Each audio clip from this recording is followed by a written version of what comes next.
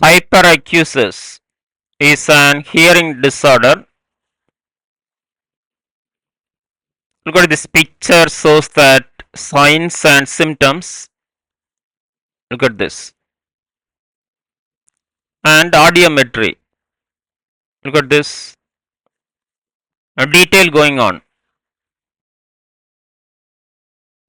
Introduction.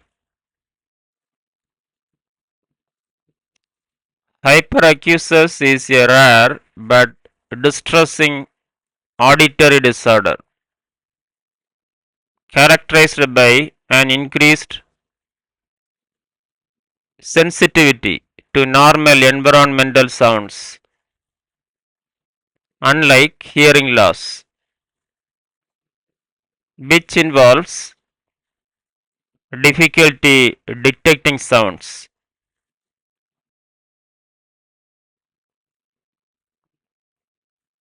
Hyperacusis involves a reduced tolerance to sound, where ordinary noises can seem unbearably loud or even painful. It affects quality of life, emotional well-being, and daily functioning.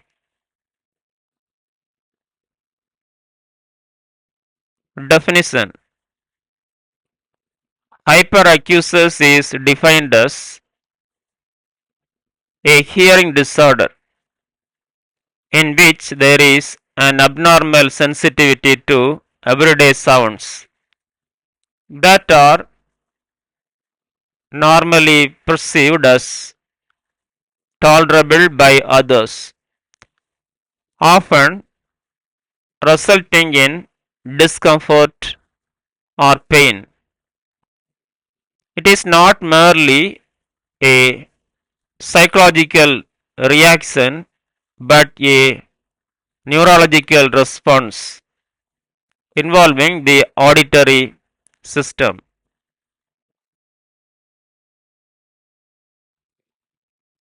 Etymology. The term hyperacusis comes from the Greek word hyper meaning excessive and acusis meaning hearing. It literally translates into excessive hearing, reflecting in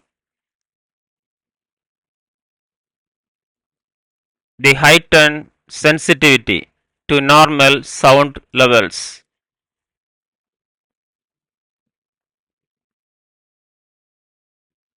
Epidemiology. Hyperacusis is estimated to affect about 8 to 15 percentage of general population, with higher prevalence about individuals with tinnitus, autism, or certain neurological conditions.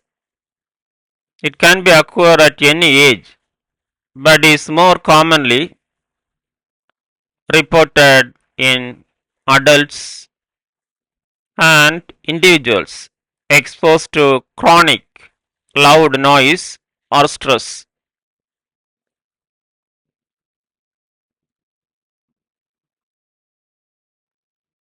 Types. 1.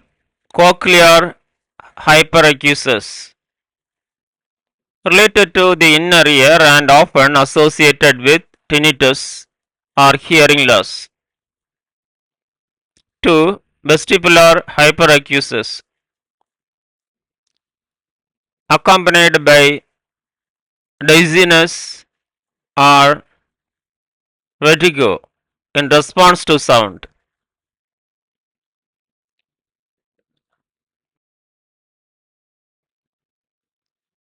3. Loudness hyperacusis, sounds seen uncomfortably or unbearably loud. 5. Pain hyperacusis. Sounds cause actual physical ear pain. 5. Annoyance hyperacusis. Sound provokes strong emotional or psychological reactions, irritation, anger, or anxiety. Causes 1. Noise exposure, occupational or recreational. 2. Head injury or trauma. 3. Ear surgeries or infections. 4. Bell's palsy. 5. Lyme disease. 6. Temporomandibular joint TMJ disorders. 7. Neurological conditions. Example migraines. 8. Mental health conditions. Example PTSD. Anxiety disorders. 9. Ototoxic medications. 10. Meniere's disease.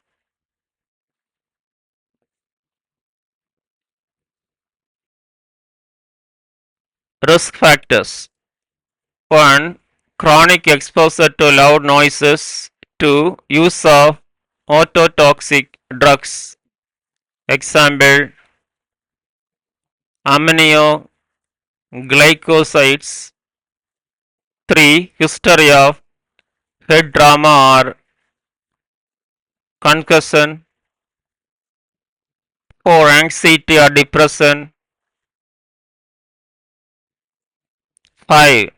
Tinnitus or hearing disorders. 6. Autism spectrum disorder. 7. Migraine sufferers. 8. Family history of hearing sensitivity. Complications. 1. Social isolation. 2. Emotional distress or depression. 3. Sleep disturbances. 4. Decreased quality of life phobia.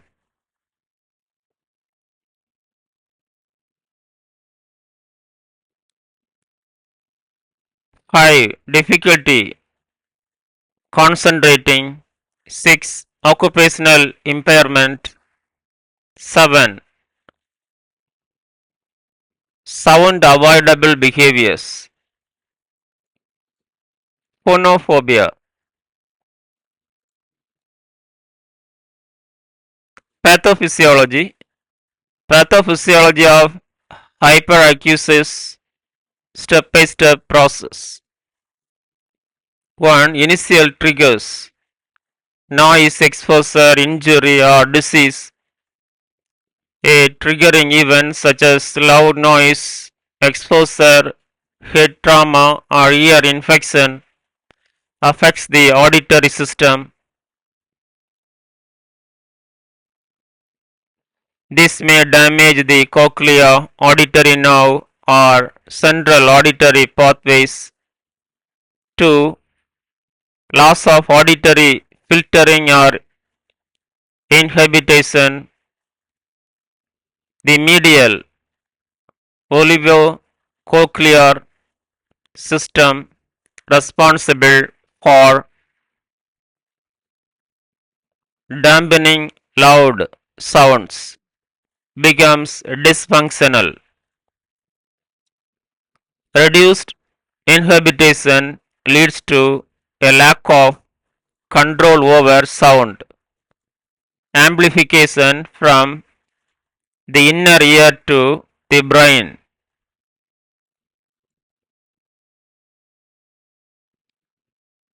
3. Central gain increase.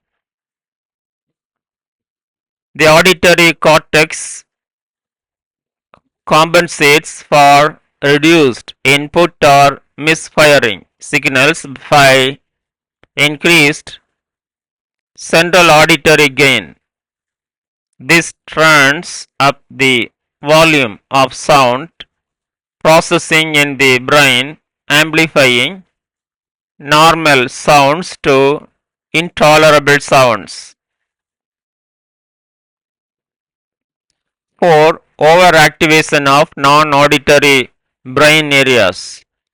Brain regions such as the amygdala and lymphatic system become involved, assigning emotional meaning to sound. This leads to heightened emotional reactions like fear, anxiety, or panic in response to everyday noise.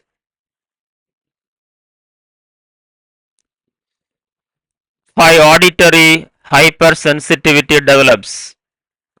The individual begins to experience discomfort, pain, or distress with sounds that are typically well tolerated. Neural plasticity, brain rewiring, reinforces the hypersensitive response over time. 6. Behavioral and psychological effects. The person starts to avoid noisy environments leading to social withdrawal, stress, or depression. Anticipatory anxiety may further exacerbate the condition, creating a vicious cycle of sound intolerance.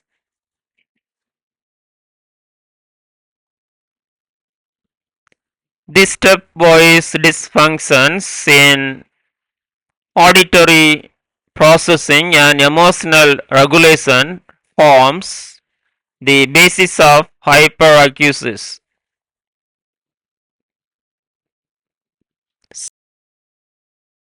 Signs and symptoms. 1. Pain or discomfort from everyday sounds. 2. Perception that normal sounds are too loud. 3. Ear fullness or pressure. 4. Anxiety in anticipation of sounds. 5. Irritability or agitation in environments. 6. Avoidance of social setting. 7. Tinnitus, ringing in the ears. 8. Dizziness in response to sound. Diagnosis. One clinical assessment includes detailed history, onset, noise exposure, head injury, psychiatric conditions. 2. Ear tone audiometry. 3. Loudness discomfort levels, LDL testing. 4. Tympanometry to rule out middle ear pathology. 5. Auditory brainstem response, ABR. 6. Questionnaires. Example, hyperacusis questionnaire.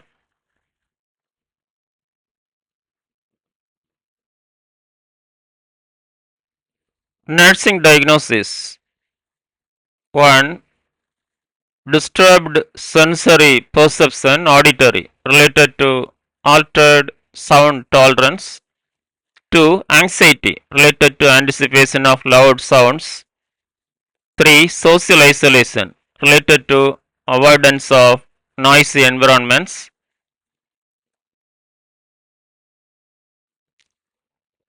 4. Impaired coping, related to chronic discomfort. 5. Sleep pattern disturbance, related to noise sensitivity. Medical management. 1. Sound therapy. Gradual exposure to quick sounds to desensitize auditory system. 2. Cognitive behavioral therapy CBT.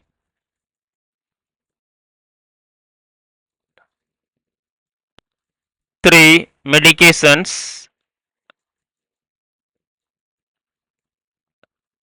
Anxiolytics, example benzodiazepines for short-term relief,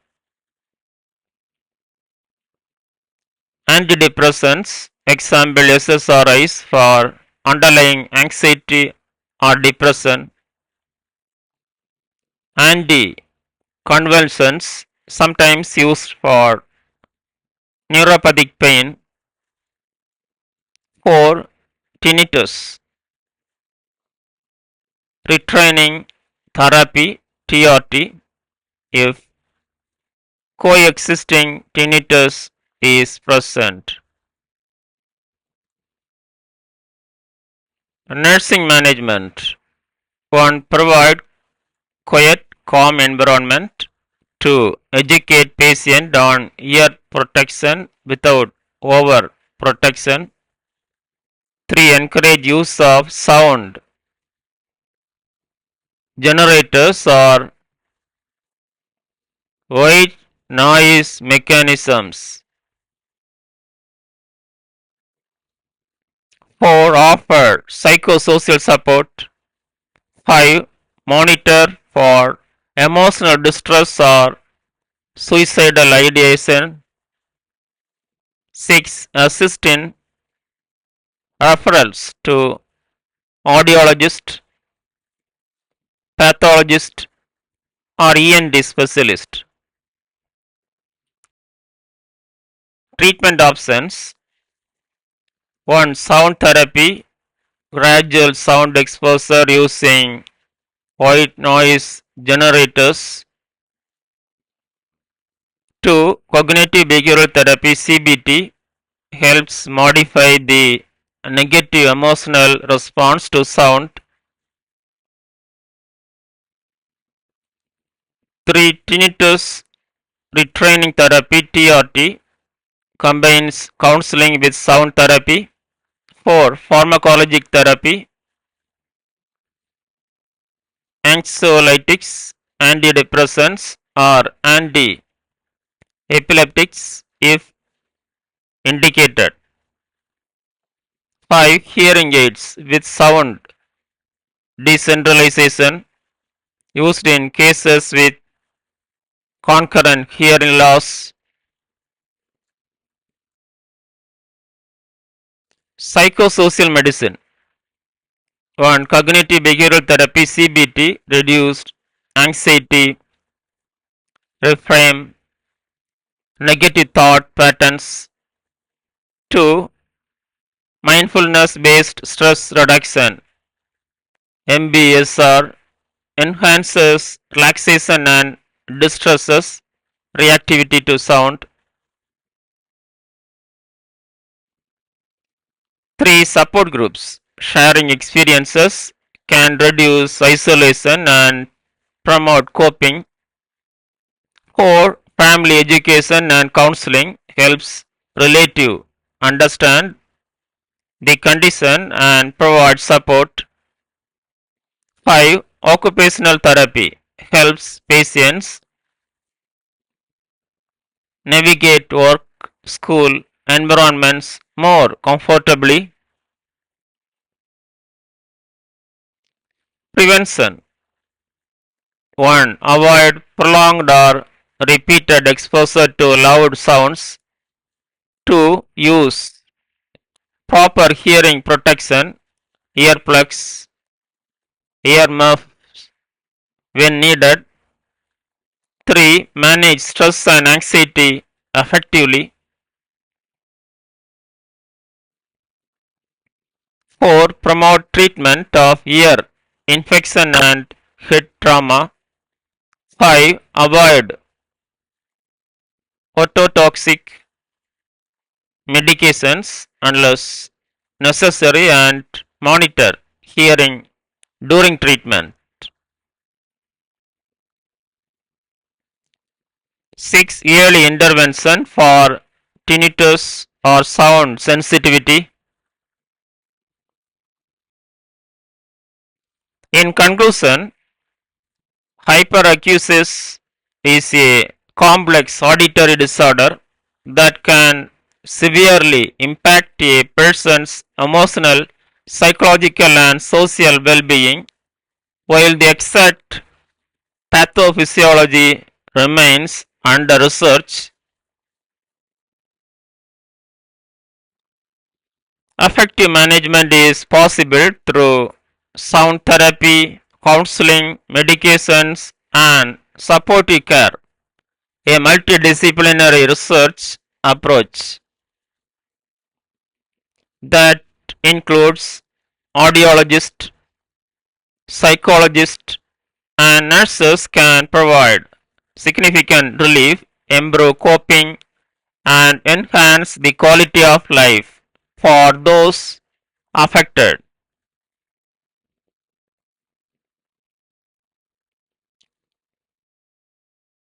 Thank you. Have a nice day.